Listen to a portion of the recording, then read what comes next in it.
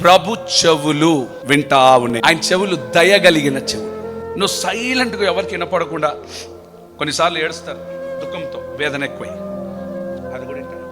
నీ ఇంటోళ్ళు నువ్వు ఏడ్చినా కూడా వినరంట, మీ సేవకులు కూడా వినరంట, మీ భర్త కూడా ఆయన మాత్రం జస్ట్ నాడి పట్టుకొని వింటాడు. విని మౌనంగా ఉండడు. నేను మౌనంగా ఉండలేను. స్తోత్రం చెప్పండి. నీ సంచారములు నేను లెక్కించి ఉన్నాను, నీ కన్నీళ్లు నా బుట్టిలో దాచబడి ఉన్నది.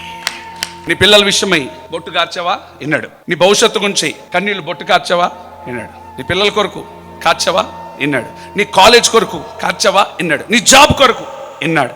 నీ బిజినెస్ కొరకు విన్నాడు. మళ్ళా చెప్తున్నా నువ్వు ఏడిచినా ప్రభు మౌనంగా ఉండడు. నువ్వు నవ్వడమే ఆయనకి ఇష్టం. నీ ముఖంలో ఏముండాలి? నువ్వు ఆడుకుంటా సంతోషంగా స్తుతించడం ఆయనకి, తండ్రికి ఎలా ఇష్టమో నా దేవుడు కూడా ఇష్టపడుతున్నాడు. నిశ్చయంగా ప్రభు దర్శనం నెరవేర్చబడును గాక. ప్రభు ముఖ కాంతి, చప్పట్లో గట్టిగా, ఈ నెల ప్రభు ముఖ కాంతి మీకు తోడుగా ఉండును గాక.